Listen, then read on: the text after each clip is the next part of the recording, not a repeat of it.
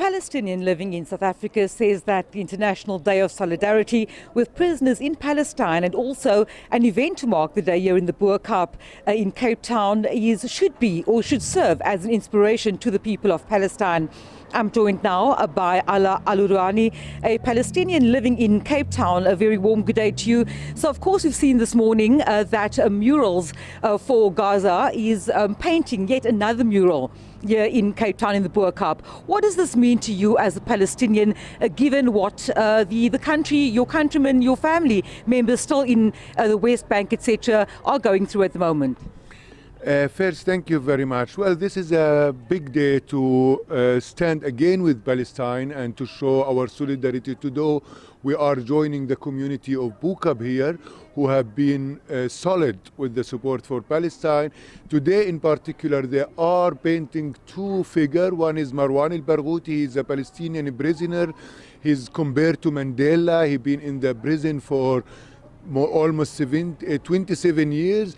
Next to him we have our leader Ismail Haniyeh. He's also one of the main leader and the main intellect of Hamas movement. We have one leader from Hamas movement, one leader from Fatah movement, and here the community of Bo-Kaap, of community of Cape Town, sending a message to Palestinians, messages of solidarity, but messages of unity among Palestinians. The painting will be titled Unite Palestine. We hope that Palestine could be inspired and seek inspiration from the history of South Africa and from the ways and extent to which South Africa had achieved its democracy and its liberation. So it's inspiring to be here. We know the history of many of the South African prisoners, just to mention our beloved Nelson Mandela, who have departed from the prison and who have freed this country. And we look forward for our brother Marwan al-Barghouti to be freed from the Palestinian Israeli prison and to help free Palestine, hopefully, inshallah. You spoke to me earlier on about having, relatives still living in what you've described as atrocious conditions. You also mentioned how concerned you were with the current situation, and of course with fears and I suppose with concern around the latest incidents happening within Palestine, within Gaza. There is a major concern for people with loved ones still in that region. Well, this situation is very unlike other previous situations. This is very scary. Almost 50,000 Palestinians have been killed. Palestinians are stuck in Gaza. They can't leave, and they only have to survive all this bombing. So yes, I am very scared. My family very scared. We are fearing the future now. There are no hope. There are no bright future for Palestinians, and they don't know how tomorrow will look like. And this is not a political days that we are disappointed as a Palestinian. This seemed to be the end of politics for Palestine and the beginning of a mass genocide against Palestinians. So now Palestinians do not think about politics very much. They think about how to survive, how to stay alive, how their children stay alive. Death is everywhere, death in every corner in Gaza now.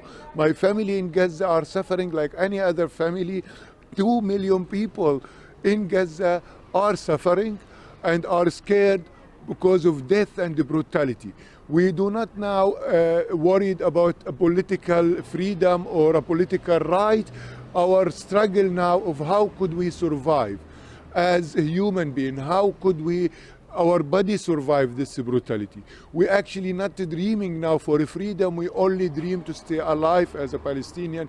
It's this condition we have never experienced this condition. Maybe this is the second Nakba of Palestinian after the 1967. So yes, it's a very tough time. It's a very scary time for Palestinians, and they know that Israel now are governed by very radical, fundamentalist, extremist politicians including Netanyahu and his alliance and his friend, and they have no limit of how much Palestinian they can kill, and they're not apologetic about the way they're killing Palestinian. They're killing Palestinian online in the front of everybody in the global. They're killing children, they're killing women, they damage all the school, they damage all the infrastructure.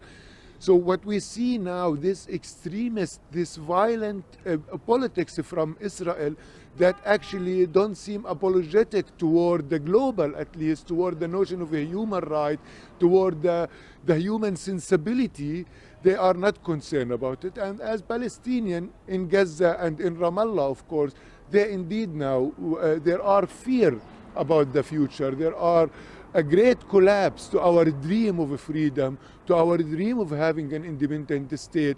Our hope for liberation, for independence seem to be fading. And that's, of course, do revive resistance and do revive protests all over the world. And that's what we're doing here today. Thank you for the community of Bo-Kaap once again, who always stand for Palestine and who's organizing this event, only to send hope for Palestinians and to send voice that we are with you, we're standing with you, you are not alone.